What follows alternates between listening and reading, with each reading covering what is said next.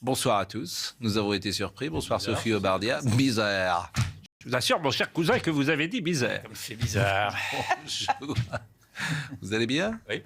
Monsieur Rioufol? Oui, très bien. Monsieur. Drôle de drame. Bonjour Monsieur Bonamy. Bonjour. On va parler de vous dans une seconde parce que vous êtes professeur. Ah bon?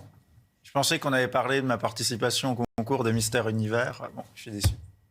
Je suis déçu. On parlera de l'enseignement si vous voulez. Vous avez pris la confiance.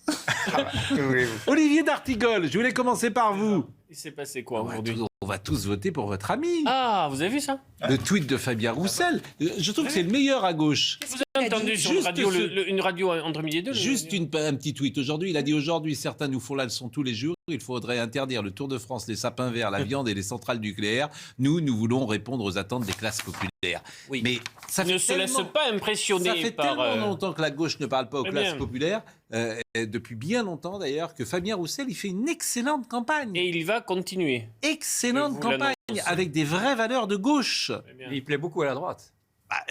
Parce que la Oui, gauche on est- républicaine... Il n'est pas Il devrait dupe. quand même se méfier un peu. Il n'est pas Oui. dupe de certains commentaires, mais en Et tout je cas, trouve que c'est C'est une gauche républicaine candidat et qui parle aux classes populaires. qui s'adresse directement et sincèrement Bon. à des personnes qui ne regardaient plus la gauche. Exactement. Il était temps. Aux masses populaires, Oui, comme mais- disait... Il était temps. Mais c'est très bien. Mais Non, mais donc voilà, Fabien Roussel, excellente Vous campagne. regarderez Et vous allez voir... la place du colonel Fabien, le Oui, siège dessiné par Oscar Niemeyer. oui. Regardez sur les réseaux sociaux. ce Mais qu'il y a. il va monter. Parce que quand t'es bon, tu fais une bonne campagne. Mais il va il monter. La Piti Pro annonce. La piti vient en mangeant, comme vous le savez. Mais La piti de Delphes. sur Fabien Roussel, C'était Delphes. À Delphes, bien À sûr. Delphes, Elle oui. vient à Delphes, mais elle vient en mangeant. donc la sur Delphes. Monsieur Roussel qui fait Oui. une excellente campagne, en fait, il retrouve les fondamentaux historiques Oui. du Parti communiste. Vous savez, c'est Patrick Buisson qui définit le Parti communiste Oui. issu de la résistance des années 40, 50, 60 comme un parti nationaliste, autoritaire, conservateur. C'est la formule de Oui. Buisson. Et là, Roussel retrouve cette tradition historique et qui fait qu'il peut parler aux classes populaires. Roussel parle d'une Exactement. gauche solidaire, humaniste, universaliste. Et nationaliste. Il n'y Bref. a plus que de parler comme marché en 1980 et en Et vous savez que c'est les gaullistes et les communistes alliés qui ont saboté ensemble la CED européenne. C'est quand même l'un des meilleurs Mais vous moments de savez que l'histoire vous de avez France. Allez. une carte du Parti communiste français dans votre portefeuille. Elle est de couleur verte. Sa carte vitale. Sécurité sociale. Programme du CNRS. On ne dit pas Ibiza, on Ibiza. dit Ibiza. Je tiens à le dire d'abord. On va écouter Jean-Michel Blanquer qui, effectivement, est au centre d'un avis de tempête à Ibiza. Alors, Ibiza charrie, le mot Ibiza charrie le luxe. Il aurait été à Guernesey, ça n'aurait pas été la même chose. Je ne parle même pas s'il était à Saint-Michel-Chef-Chef ou à Taron-Plage en vacances, si vous voulez. Bon, mais À Dunkerque. il eût été à Guernesey que ça À aurait pas l'île été... Dieu. Comment ? À l'île Dieu. Oui, bah, l'île Dieu, mais bon. Mais C'est connoté. Ibiza, C'est c'est connoté. Ibiza, c'est le luxe, c'est les paillettes, c'est Guetta, et La c'est jet ça. set. C'est un jet set. Et d'ailleurs, on écoutera tout à l'heure Marine Le Pen, elle a dit il était les doigts de pied en éventail au soleil. Alors, où elle connaît mal la géographie, oui, tant oui. qu'il fait au Baléares le 15 décembre. Mais, En plus, il pleuvait quand même. Bah, exactement, il pleuvait. Et vous savez pourquoi il n'est pas rentré le dimanche? Il n'y a pas d'avion. Il n'y a pas d'avion le Mais dimanche. je Il n'y a vous pas écoute. d'avion Je direct. vous écoute entre midi et deux. C'est aussi bête que ça, il n'y a pas d'avion Il y en avait direct. le samedi et le lundi. Donc il y en a le samedi et le lundi, j'ai vérifié, il n'y a pas le dimanche 2 janvier. Si tu veux rentrer, il faut passer par Barcelone, c'est ballot. 5 heures C'est de ballot. temps. Donc il a dit je reste une journée de plus. Bon, écoutons, parce qu'il a fait quand même un mea culpa à l'Assemblée nationale. Jean-Michel Blanquer aujourd'hui. Alors, il ne m'a pas échappé qu'il y avait, au-delà de la taxe sur la politique, la taxe sur la personne et sur le sujet éventuel de mes vacances. Je voudrais, en quelques mots, vous le dire. D'abord, est-ce que j'avais le droit de prendre quelques jours de congé après cette année? Est-ce qu'il y a des réunions ou des éléments que je devais faire pendant cette période que je n'ai pas fait à cause de ça? Non, bien sûr. Et troisièmement, est-ce que les décisions auraient été différentes si j'avais été ailleurs? Non plus. Donc, il y a, je le reconnais, une symbolique. Il se trouve que le lieu que j'ai choisi, j'aurais dû en choisir sans doute un autre. La symbolique, je la regrette. Mais pour le reste, Madame la députée, depuis 2 ans, avec la majorité, avec mes équipes, avec tous les professeurs de France, nous Menons la politique de l'école ouverte. C'est cela qui est l'essentiel et nous ne nous perdons pas dans l'accessoire. Ce qui m'a frappé aujourd'hui, pour tout vous dire, c'est qu'il y a une frontière assez marquée. Il y a des gens qui disent, écoutez, ça, on s'en fiche. C'est vraiment, c'est même pas un sujet, c'est un non-sujet, symbole, pas symbole, etc. Et il y en a d'autres, au contraire, qui trouvaient que, effectivement, un ministre ne part pas le 31 décembre à Ibiza quand un protocole se prépare, quand les professeurs sont en difficulté. Il y a aussi un aspect un peu argent là-dedans. C'est-à-dire que le ministre, il est à Ibiza et il parle à des gens qui sont des professeurs des écoles qui gagnent 1 200, 1 300, 1 400 euros par mois. Bon, vous êtes professeur. Le 31 décembre, c'est la veille, le dimanche. Oui, la veille du important. protocole. Donc moi, j'ai vu cette fracture. Il y en a qui disent, franchement, arrêtez de nous ennuyer avec ça. On n'en a rien à faire, il y a des choses beaucoup plus graves. Votre avis, vous qui êtes un prof? Eh bien, moi, mon avis, c'est ce que vous venez d'expliquer. Je pense que c'est totalement un non-sujet. Qu'il y a des choses infiniment plus graves, et que là, je pense qu'on peut soutenir Jean-Michel Blanquer sur cette affaire. D'ailleurs, ça serait intéressant de savoir qui a communiqué les informations à Mediapart. Ça serait intéressant de savoir quels sont les ennemis politiques, peut-être même au sein du gouvernement, qui... Tout le monde ça serait intéressant de savoir qui a communiqué cette affaire. C'est de savoir où il était, j'imagine. Ouais. Sauf quand même qu'Emmanuel Macron ne savait pas qu'il était à Ibiza. Et Gabriel Attal non plus. Et personne ne savait qu'il était à Ibiza.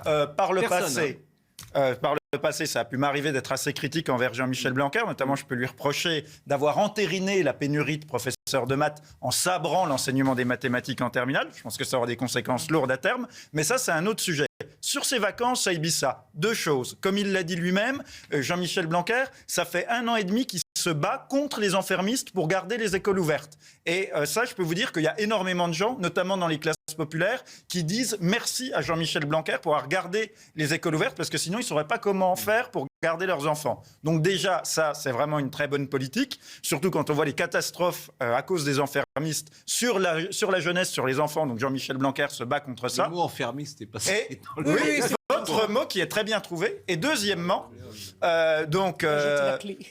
deuxièmement, vous savez, quand Emmanuel Macron avait dit, moi ça m'avait beaucoup choqué, justement que les non-vaccinés n'étaient pas des citoyens. Moi j'avais dit que je trouvais ça un peu bizarre parce que vu qu'il n'y avait aucune loi, aucune obligation légale qui vous forçait à vous vacciner, de quel droit des gens pourquoi est-ce qu'on qualifiait d'action de non-citoyens des gens qui ne faisaient rien d'illégal? Là c'est pareil. Est-ce qu'il y a une loi quelque part qui interdit au ministre de partir à Ibiza? Soit il y en a une et il l'a violée et du coup il doit rendre des comptes, soit il n'y en a pas et on lui fout la paix. Je veux dire, il y a des lois, il a enfreint aucune loi. Après 1 an de travail, il est parti 5 jours en vacances. Sauf que les symboles sont toujours importants, vous le savez bien. Mais quel symbole? Mais Ibiza, vous savez que c'est la destination low cost en avion la plus répandue pour les jeunes en Europe. Et vous savez qu'aller à Ibiza pour un garçon de 17, 18, 19 ans, c'est là où ils vont passer les vacances. Attendez, je termine. Vous savez que Georges Pompidou, pendant des années et des années, il allait à Saint-Tropez, qui était le Ibiza de l'époque. Il fréquentait Françoise Sagan et la Jet Set. Il a arrêté quand il est devenu Premier ministre, mais jusque c'est du tourisme de masse, Ibiza. C'est un tourisme de masse. Oui, et Ibiza est un tourisme de masse. Je vais C'est vous pas dire non plus, pourquoi. c'est pas Saint-Moritz. Ibiza, Saint-Tropez, Megève sont perçus à tort ou Mais à raison par le public. Megève, non, mais Et il y a également la fête. Les paillettes, mais je vous dis tel que c'est perçu. Des gens de 19 ou 20 ans de milieu populaire qui vont à Ibiza. J'entends bien, mais je vous signale... Oui, mais il ne faut pas marcher dans ces symboles, Pascal. C'est Mediapart qui nous affiche ce symbole comme si être riche... Non, il ne faut pas marcher dans ces symboles. Et je vous précise également que Bercy demande le patriotisme économique. Ça, c'est autre chose. Explique que les gens doivent plutôt voyager français et dépenser français. Et vous avez un ministre de la République qui est dans un hôtel espagnol. Je me fais l'avocat du diable, j'ai pas envie de l'accabler. Honnêtement, j'ai pas envie de l'accabler parce que c'est un bon ministre, il sait de quoi il parle, il est crédible, etc. Mais en même temps, je vais vous dire je me dis franchement, c'est pas malin. C'est pas malin. Il faut savoir anticiper un peu les choses et la polémique. Là, c'est allé trop loin. Pascal, est-ce qu'on peut s'entendre au moins sur une idée? Dans de très nombreux métiers, il y a des choses que vous pouvez faire, il y a des choses que vous ne pouvez pas faire. Aujourd'hui, quand tu es en responsabilité politique, aujourd'hui, dans la société telle qu'elle est. Oui. La politique telle qu'elle est, elle est abîmée. Tu ne peux pas faire ça quand tu es ministre de l'Éducation nationale, la veille d'une rentrée avec un protocole kafkaïen ubuesque. Tu es dans ton ministère, et d'ailleurs, ou à Paris. Et d'ailleurs, pourquoi l'article du Parisien est illustré par une photo de Blanquer dans son ministère. Et pourquoi il cache, et pourquoi dans son entretien, il y a tout un truc qui est fait pour camoufler le lieu réel où il est. Tu ne fais pas ça, tu rentres le samedi, dimanche, voilà, tu ne peux pas faire ça. Donc on le regrette. Il y a dans tous les métiers une part de Zamal. Yvan Rioufol. Moi, je ne suis pas du tout d'accord. En revanche, je suis d'accord effectivement avec cette mise en scène du Parisien qui a fait croire, en le mettant derrière son bureau, qu'il donnait son interview derrière son bureau. Mais ça, c'est le Parisien. Mais parce que c'est le Parisien qui a fait cette mise en scène-là. C'est pas Jean-Michel Blanquer. Ce n'est pas Jean-Michel Blanquer lui-même qui a demandé, j'imagine, à avoir une photo de lui derrière son bureau. Donc il y a eu cette mise en scène désagréable. Il y a eu cette petite. Il y a eu cette petite maladresse. Il a télétravaillé. Il y a eu cette petite maladresse. Il s'en est pas vanté. Il n'a pas dit aux journalistes du Parisien, je suis à Ibiza. Il savait bien. Il a quand même le droit d'aller à Ibiza. Mais il a tous les droits. Moi, je ne rentre pas dans cette polémique. C'est une polémique minable. Il faut savoir d'où viennent les coups. Et les coups viennent d'abord de ceux qui vont manifester demain ou après-demain à nouveau. Après avoir manifesté déjà il y a une semaine. Et les coups viennent aussi du fait que le ministre de l'Éducation a présidé et a ouvert à la Sorbonne il y a une semaine tout un colloque sur le wokisme, sur la déconstruction des déconstructeurs. Vous avez raison. Il s'est mis à dos toute une partie de l'éducation. Je termine. Des intellectuels de l'éducation qui veulent maintenant voir abattre cet homme-là. Or, cet homme-là est à nouveau... Il y a eu beaucoup de boucs émissaires ces derniers temps.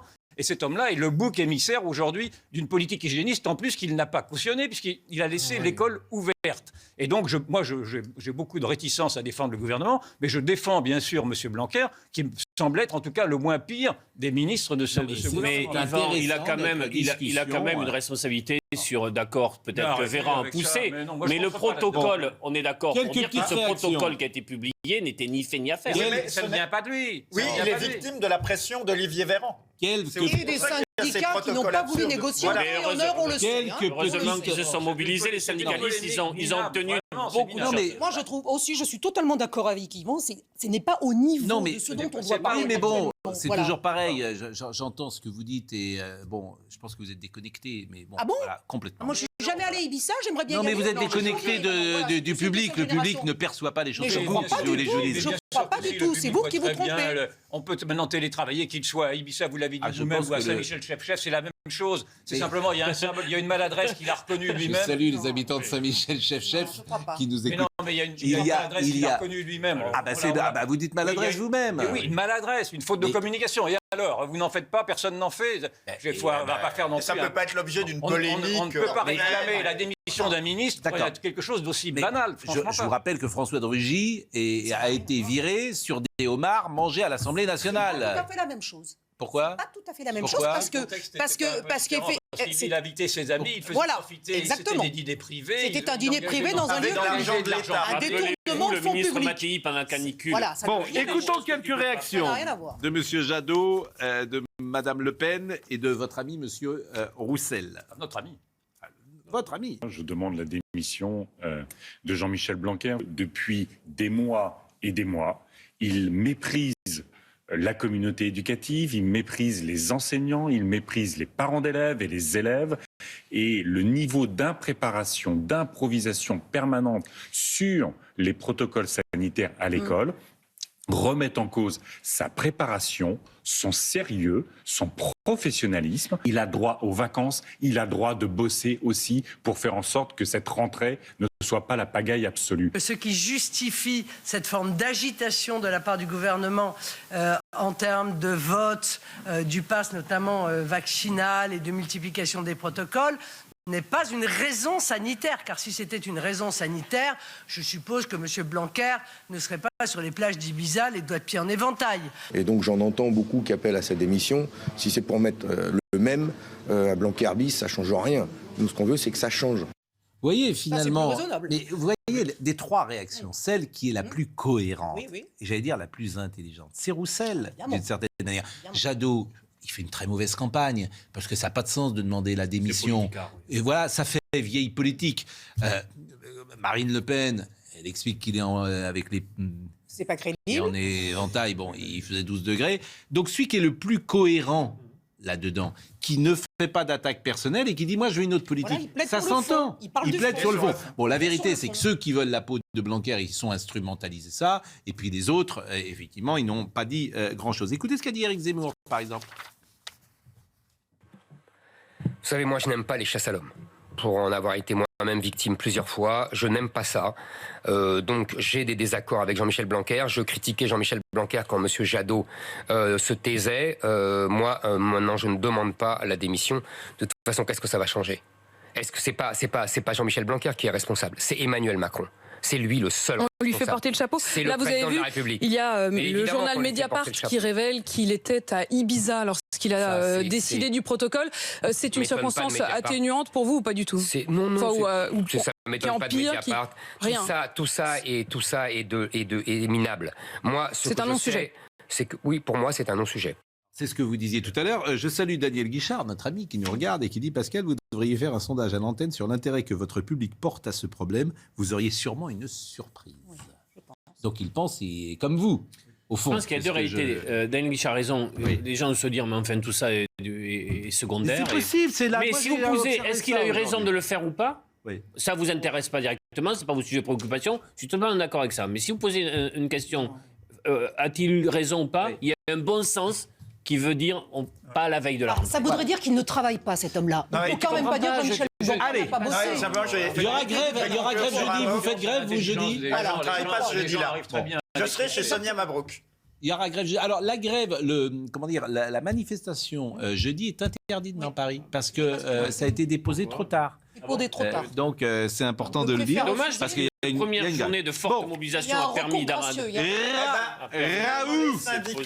Les syndicats qui critiquent M. Blanquer pour la désorganisation, eux aussi sont désorganisés puisqu'ils ne déposent même pas leur préavis. Mais vous devriez les remercier. Vous devriez les remercier. Moi-même syndiqué d'ailleurs. Puisqu'il y a eu des avancées. Ah bon, vous êtes syndiqué quoi? Il y a eu des avancées. SNES, bien. SNES, c'est quoi SNES? Du syndicat majoritaire du secondaire. Mais les syndicats de l'éducation nationale ne demandent pas la politique de Blanquer. C'est-à-dire que les syndicats de l'éducation nationale sont des enfermistes pour aller sur notre terrain. Ah bah si, je suis désolé. Raoult, ils demandent à nouveau des masques. Ils ont obtenu des choses très positives. Alors que Blanquer veut précisément l'inverse. Ils ont obtenu 8000 créations de postes. Raoult. Donc il y a une contradiction également dans les slogans des... Raoult. Ah oui, c'est Nous sommes Marou. Roux, même. La vidéo du mardi. Oui, parce qu'on dit le mois d'août. Le mois d'août. Ah, la mi-août. Vous vous souvenez de cette chanson? Joli mois d'août. À la mi-août. La chanson des... Le joli mois d'août. Non, c'est la chanson de... Qui, des frères Jacques? Non, frère Jacques, c'est autre chose, les frères Jacques. C'est la chanson de Ray Ventura et ses collégiens. Ah, la mi-août. Il n'y avait pas un chat à la mi-août. C'était formidable. Bon, Didier Raoult, sérieusement, c'est mardi. Et là, il est déchaîné en ce moment. Mardi dernier, il était déjà déchaîné. Moi, j'aimerais vraiment le recevoir parce que je suis quand même très intéressé par ce qu'il dit. Je ne peux pas vous dire autre chose. Le médecin qu'il est, mais aussi l'homme qu'il est, m'intéresse vraiment beaucoup. Et là, ce qu'il a dit aujourd'hui, forcément, c'est très difficile de contester ce qu'il dit. L'efficacité du vaccin. On ne parle pas sur les cas graves, bien évidemment. Chacun a compris qu'il est efficace sur les cas graves, ce vaccin. Mais écoutez ce qu'il dit. Il modère aussi l'efficacité sur les cas graves. Non. Pas dans ce que j'ai lu. Là, ça c'est dans vos rêves. Vous aimeriez. Non, c'est imaginaire. Vous aimeriez. Il est retort, quand même. Le vice. Je vous invite à écouter, mais quand il y a une brèche, mais non, j'ai écouté les 20 minutes. Arrêtez, j'écoute tous les mardis. Quand il y a une brèche, ils vont. Voilà, ils vont y aller. Bon. Et j'ai une étude pour vous, dont on va parler tout à l'heure, l'étude magnifique sur les 4000 personnes qui ont été sauvées. Oui. Ça dépend de Matignon, quand même. Vous avez vu. Alors, tout le monde le montre, tout le monde plonge, etc. J'ai vu la grosse manip. Ça, c'est magnifique, mais c'est pour vous. Mais peu importe. Professeur Raoult, donc l'efficacité du vaccin. Vous voyez quand même, là, les données que je conseille à tout le monde d'aller regarder montrent que l'efficacité du vaccin dans le monde sur le contrôle de la maladie ou des maladies, je reviendrai là-dessus parce qu'il y a plusieurs histoires à la fois, n'est pas convaincant en dépit du fait que, vous voyez, on a fait près de 10 milliards de doses et qu'il y a plus de cas que jamais. Donc, si vous voulez, pour expliquer que ça contrôle la maladie, c'est un peu complexe. Et d'ailleurs, maintenant, il y a des données qui sont celles de l'adresse aussi. Hein, c'est des données d'État, hein, c'est pas moi qui les invente. Vous voyez que là, vous voyez le nombre de patients non vaccinés et vaccinés des cas positifs Covid, et vous voyez que les vaccinés finissent par être plus infectés que les non vaccinés, quand même. Donc il y a quelque chose là qui se passe qui n'est pas très convaincant. Les vaccinés finissent par être plus contaminés que les non vaccinés. Mais vous allez faire la suite. Mais ils sont protégés des formes contre les formes graves. Oui, d'accord. Mais on le dit chaque semaine, Pascal. Rappelez-vous tout de même, et ça date d'il y a quelques mois seulement, comment là, on a mis une pièce. Comment le gouvernement, sous la pression des fabricants de vaccins, vendait le vaccin. Et Monsieur Véran, il suffit de retrouver bien sûr. Le vaccin protégé à 99%. Tout le monde l'a répété, le vaccin protège à 99%, etc. Donc vous vous rendez quand même bien compte qu'il y a eu non seulement une propagande, mais une désinformation et des mensonges, alors plus ou moins volontaires. Mais enfin, en tout cas, le gouvernement s'est plié sans vérifier à des propagandes de fabricants de vaccins. On va marquer une pause et on va écouter de nouveau Didier Raoult juste après la pause. Et c'est très intéressant. D'abord, il a beau également parler de Jean Castex et d'Olivier Véran. C'est assez pertinent ce qu'il dit. Donc, restez avec nous. Rendez-vous du lundi au vendredi de 6h à 9h avec la matinale de Romain Desarbres. Nous sommes donc ce soir avec Sophie Obadia, avec Jean-Loup Bonamy, philosophe, spécialiste en géopolitique et professeur, il professore, et notre ami Yvan Rufol et Olivier d'Artigol. Vous avez reçu un petit coup de fil là, Non. Mais si. Non. Ah si. Et voilà. Vous avez reçu un coup de fil d'un homme important. D'un homme politique important. Et qui n'est pas Staline. Non. Ah, mais non. Je dirais pas qui, mais vous avez reçu un homme politique qui vous appelait. C'est tout. Voilà, le respect le respect de la vie privée. Bon, alors après, on discute de quoi? De votre région, plutôt. On parle de Didier Raoult. Voilà ce qu'il a dit sur le marketing du vaccin. On ne peut pas être très impressionné pour l'instant pour les résultats de 2 doses, en tout cas, ça c'est très clair. Et pour 3 doses, on verra bien. Là aussi, vous voyez le marketing de ces vaccins disait qu'il y avait 99% de protection quand même. C'est pas raisonnable. Ça veut dire qu'on a sauté un certain nombre d'étapes qui ne nous ont pas permis de voir un certain nombre de choses et que donc si on croit vraiment exactement tout ce que disent les gens qui mettent les choses sur le marché, si vous voulez, alors qu'une des parties n'est pas disponible pour analyse, eh bien, on a de mauvaises surprises. Et ce qui pose une question, d'ailleurs, c'est que je vois vis-à-vis d'une partie de la presse, si vous voulez, quand vous essayez d'être lucide, si vous voulez, le mot lucide finit par disparaître au profit de complotiste.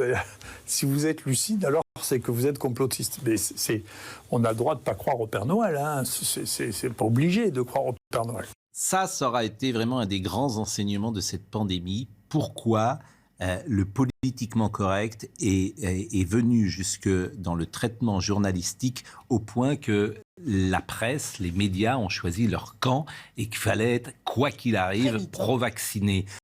Et tant mieux, sans doute, fallait-il l'être pour les cas graves, mais surtout de ne pas expertiser, informer, enquêter pour écouter les avis des uns et des autres. C'est ça qui me frappe le plus, Yvan, notamment chez des journalistes. Notamment chez des journalistes qui devraient être neutres. Ce sont les processus connus de l'idéologie. Vous êtes oui, mais les journalistes. Hygiéniste. Oui, mais les journalistes. Mais les journalistes sont les premiers à soutenir ces idéologies. Ils ont soutenu toutes les autres idéologies qui empêchaient de voir. Les idéologies antiracistes et tout ce que tu voulais. Et cette idéologie hygiéniste-là, qui est là pour consolider un État faible, a fait en sorte que vous avez toute une presse qui a accompagné un aveuglement collectif. Et donc, il y a beaucoup de médias qui ont cautionné des désinformations. Ça fait 2 ans quand même qu'on est là pour ouvrir les yeux et pour s'étonner de voir... Les journalistes devraient avoir un esprit critique, quoi qu'il arrive. Pascal Pro, parce l'esprit que critique, la découverte, la profession ne vous a pas échappé. Parce que la découverte du vaccin... Ah non, moi je trouve que c'était... Ah non, ça a toujours été comme ça. Je suis désolé, ça a toujours été comme ça. J'ai toujours vu le culte de la copie conforme, c'est-à-dire que le journaliste écrit pour son voisin, il n'écrit pas pour son lecteur, pour le lecteur. Vous trouvez que même dans les années 70-80, c'était pareil. Mais parce que la découverte du journaliste, j'ai l'expérience du terrain. Moi, j'ai l'impression qu'il y avait quand même plus d'autonomie et plus de... Vous sous-estimez la peur. Plus de différence dans le panel. Mais vous sous-estimez la peur de se tromper et de commencer à être critique sur ce vaccin et de voir la mort arriver en disant mais moi je vais avoir une responsabilité. Et aussi parce que la découverte du vaccin dans un temps record a été une formidable découverte parce qu'elle nous a protégés pendant ces 2 années des formes les plus graves, parce qu'elle a permis de ne pas aller vers un hôpital qui aurait craqué.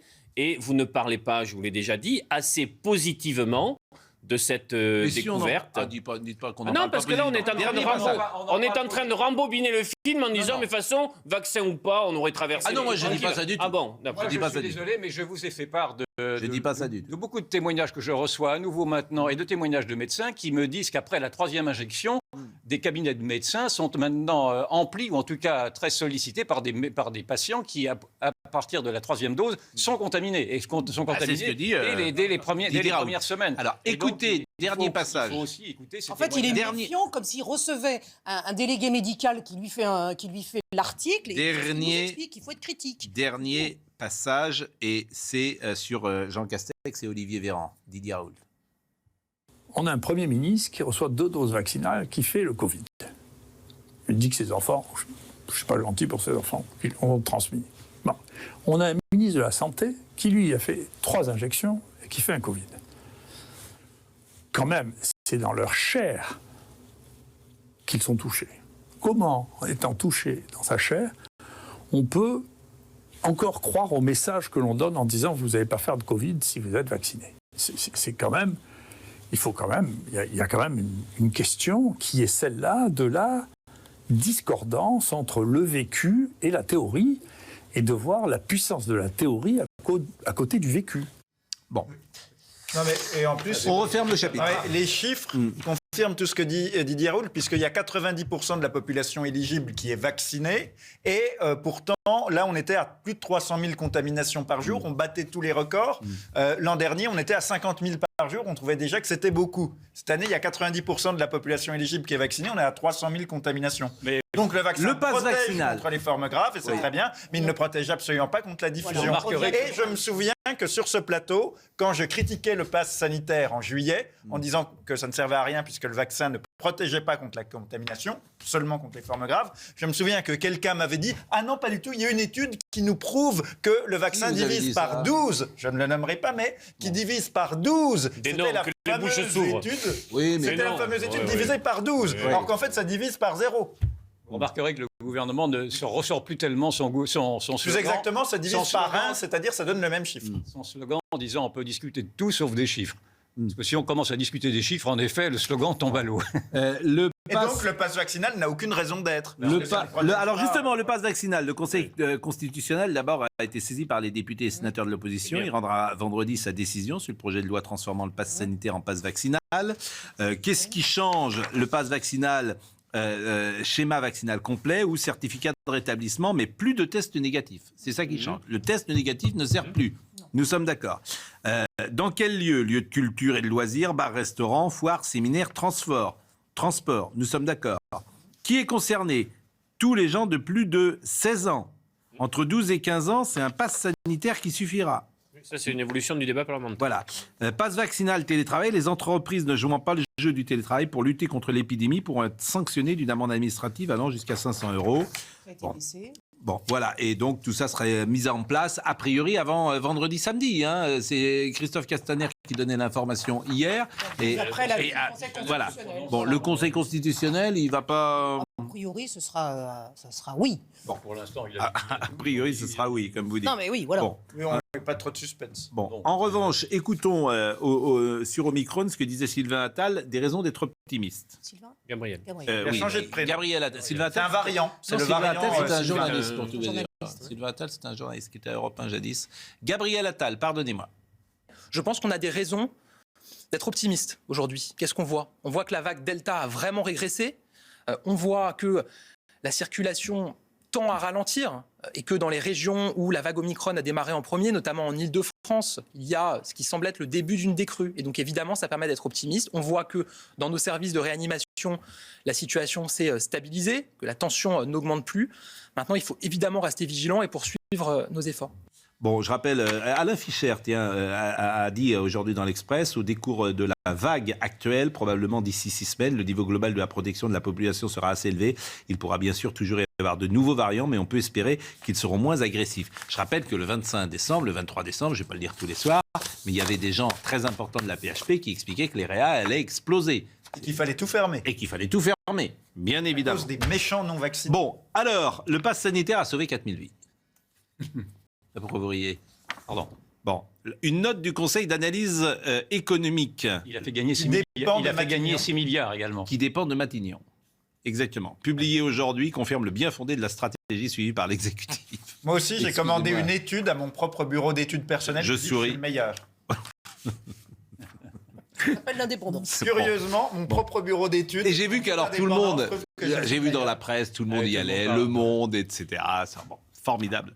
Selon cette note, le pass sanitaire a sauvé 4000 vies en France entre mi-juillet et fin 2021. C'est vrai aussi, moi j'essaie toujours bien sûr d'être le plus, intellectuellement le plus honnête possible.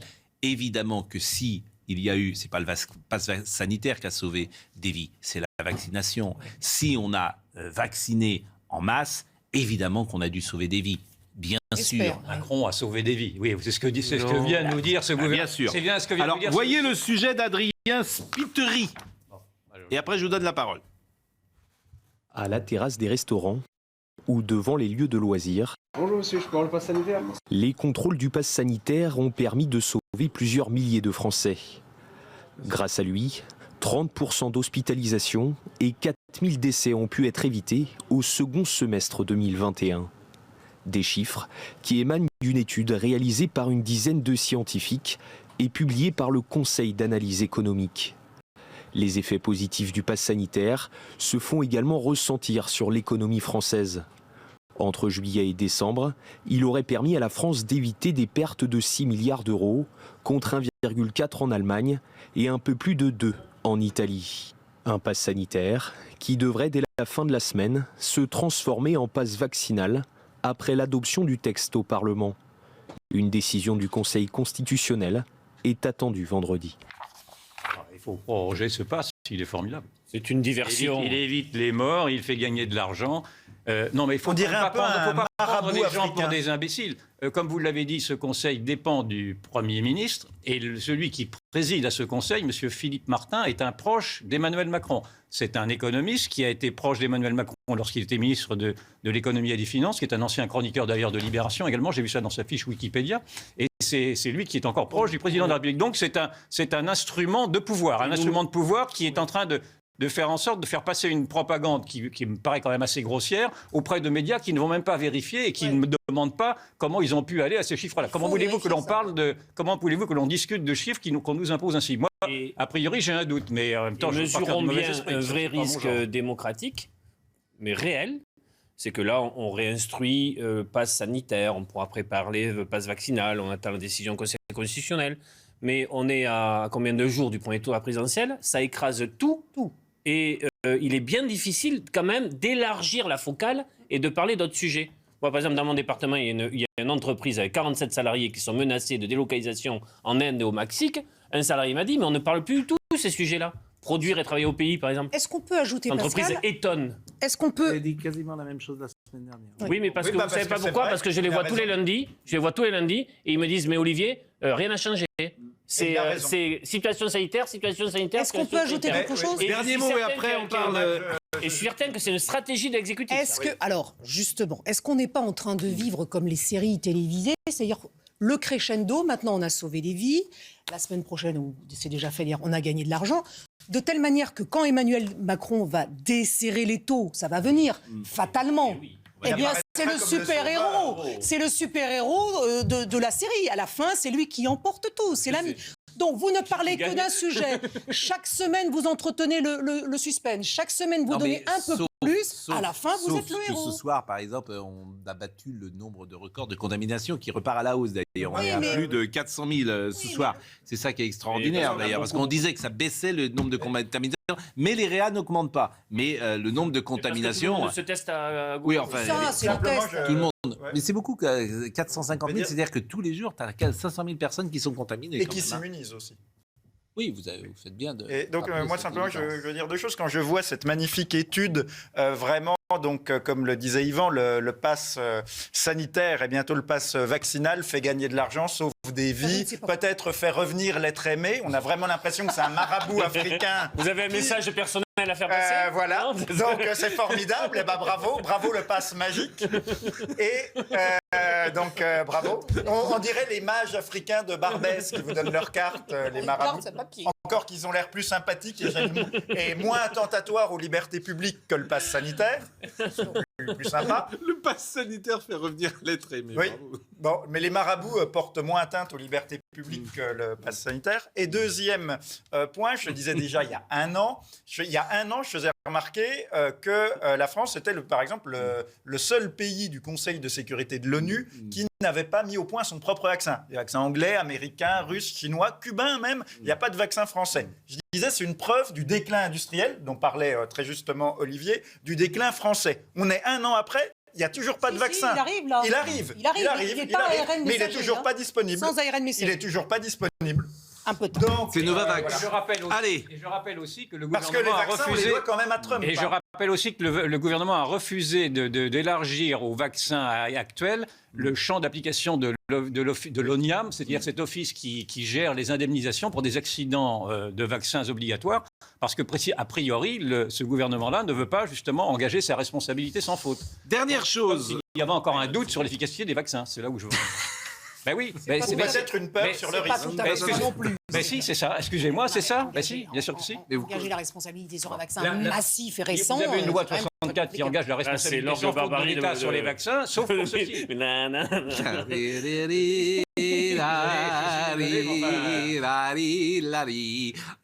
vaccin ne sert à rien. Le vaccin ne marche pas dans les siens. Le vaccin ne sert à rien. Avec bon cœur, messieurs, dames.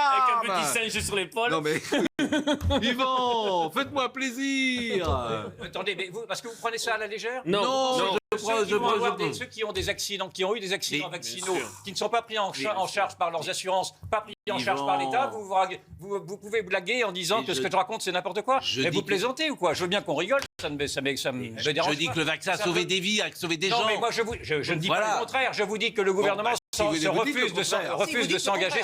Non, je ne dis pas ça. Je dis deux choses. Je dis que le vaccin peut sauver des vies. Et je dis que malgré tout, le gouvernement refuse de s'engager dans sa responsabilité sans faute, comme il peut le faire sur des vaccins obligatoires, parce que ce sont des vaccins expérimentaux. Vous pouvez entendre ça sans ricaner.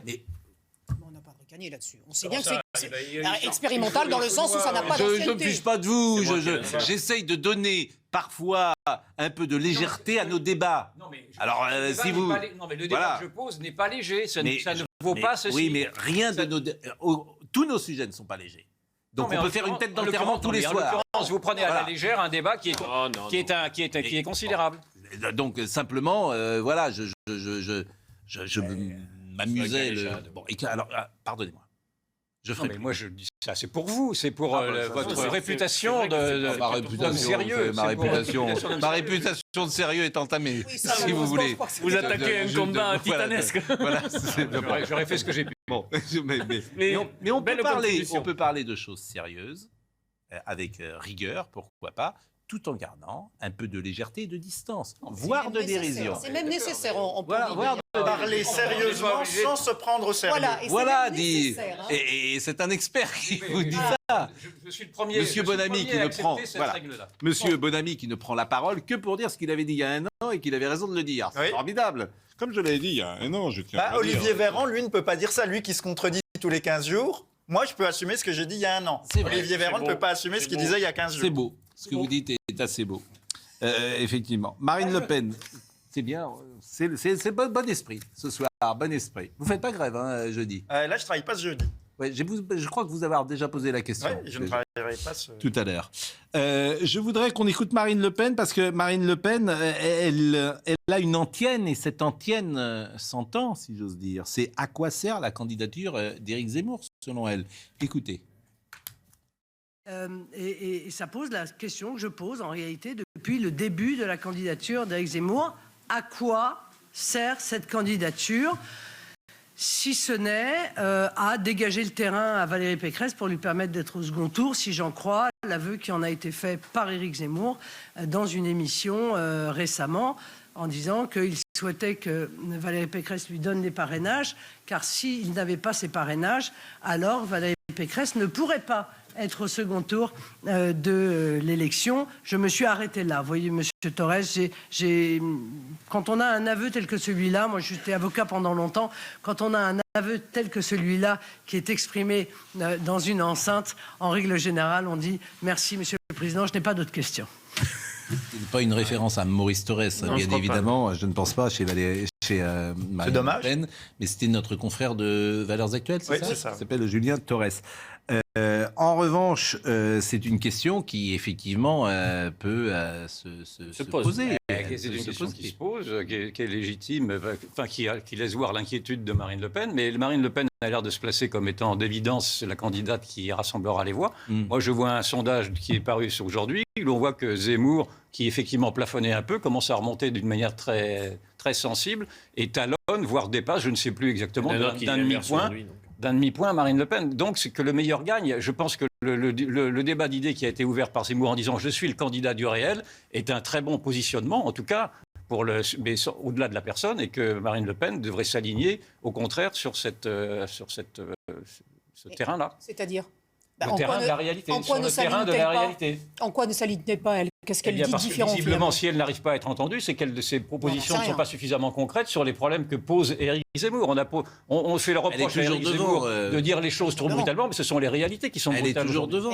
Son argument massu à Éric Zemmour de début de campagne. Elle n'est plus tellement devant dans le dernier sondage. Mais son argument massu. Je pense que le problème se posera si effectivement, et d'évidence, Zemmour est tout à fait derrière ou tout à fait devant. Il faudra bien qu'un des deux se désiste. Le problème, Yvan, c'est que l'argument massu d'Éric Zemmour sur son début de dynamique, elle ne peut pas gagner. Aujourd'hui, elle peut lui retourner. Bien sûr.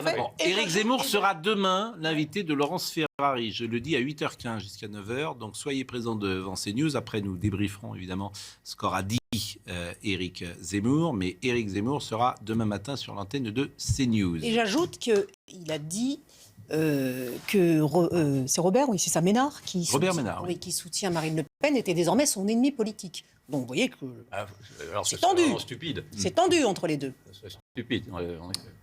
Autre passage sur la guéguerre, parce qu'il y a guéguerre aujourd'hui entre Marine Le Pen et Éric Zemmour, et ça se traduit par une volonté d'être présent le même jour à un meeting le 5 février. Ils n'ont pas choisi le 6 février. Je l'ai dit ce matin, je trouve que c'est plutôt de bon ton de ne pas faire un meeting le 6 février. Dire pourquoi peut-être 6 février 34. 6 février 34. Vous savez que, je fais juste une parenthèse, la première heure de vérité de Jean-Marie Le Pen, c'est le 13 février 1984. C'est là où il a décollé dans le... Voilà. Et au départ, elle était prévue le 6 février 1984. Bien sûr. Il y avait eu tout un mouvement pour, à l'époque déjà, c'était l'heure de vérité de François-Henri de Vérieux, pour que cette heure de vérité soit décalée. C'est là, cette fameuse heure de vérité où il s'était levé, il avait marqué une minute de silence pour, je crois, les combattants tombés en Algérie, me semble-t-il. Et Albert Duroy, qui interviewait, avait dit « Moi, je suis journaliste et je continue à poser mes questions. » Et c'était formidable, cette heure de vérité, mais je referme la parenthèse. Et le feu vert avait été donné depuis l'Élysée. Pour le faire monter. Ouais, mais le lendemain, Le lendemain, il y avait, de cette émission, de l'heure de vérité, il y avait la queue devant le siège du Front National pour adhérer au parti. Et c'est là que François Mitterrand a compris tout le potentiel qu'il pouvait pour affaiblir la droite en utilisant le Front National de Jean-Marie Le Pen. Un peu avant même. Écoutez ce qu'a dit Marine Le Pen sur le 5 février, parce qu'on est en retard. Bonjour Madame Le Pen, Gauthier Lebray pour CNews. Une question sur votre duel avec Éric Zemmour. Lui aussi, il présentera ses propositions pour l'Europe demain depuis Calais. Et nouvel épisode, il veut faire un meeting le même jour que vous à Reims, avec comme objectif de réunir plus de monde que vous. Qu'est-ce que vous en pensez ? Écoutez, j'ai tendance à vous dire que l'imitation, et même, allons jusqu'au bout, même le parasitage est une forme d'hommage, je considère. Mais je voudrais amicalement lui conseiller d'essayer de trouver sa propre identité, peut-être sa propre marque de fabrique, sa propre manière de faire de la politique. C'est un conseil d'amis, en quelque sorte. Bon, elle est très cool, hein, Marine Le Pen. Elle fait une campagne vraiment... On sent quand même un peu exaspéré. Hein, L'expérience des vieilles troupes. D'ailleurs, il y a de quoi être exaspéré. C'est vrai que de se voir comme ça... suivre à ce point, pas à pas, même sur des meetings avec les mêmes dates, c'est quand même là pas très fair. La minute de silence, c'était pour les morts du communisme, pour tout vous dire. J'avais dit pour les combattants de l'Algérie, mais je me suis trompé, c'était pour les morts du communisme. Jean-Marie Le Pen s'était levé dans cette heure de vérité qui est entrée dans la postérité. Merci, c'était un plaisir de vous écouter ce soir. Vous n'êtes pas grève, hein, je crois, jeudi. Je ne travaille pas ce jeudi-là. Bien sûr. Je suis à l'émission de Sonia Mabrouk. Mais vous l'avez dit, à 14h. Regardez cette excellente émission. Et regardez-la demain, je crois que M. D'Artigol, il sera invité demain. Voilà. Je vais vous laisser à vos conversations que vous allez pouvoir reprendre avec les gens qui vous appellent pendant cette émission, qui sont des gens importants qu'on ne peut pas citer parce qu'il y a un devoir de réserve, bien évidemment. En tout cas, ce n'était pas Maurice Thorez. Ça s'appelle la vie privée, c'est bien sûr, mais en même temps, c'est pas la vie privée, je pense, là, c'est de la vie politique. Autrement, je ne serais pas permis. Je me serais pas permis autrement, mais bon, c'est des gens importants de votre région qui vous appellent. À la réalisation, Jean-Luc Lambert était à la réalisation. À la vision, c'est Ludovic Liébar. Au son, c'était Jean-François Couvlar. Merci à Audrey Berthaud qui était avec nous ce soir, à Lucas Morbello, à Noémie Gobron et à Corentin Brio. Tout de suite l'heure des livres, présenté par Anne Fulda avec Philippe Besson pour son livre Paris-Briançon. Et à demain. Tout de suite, Soir Info avec Julien Pasquet.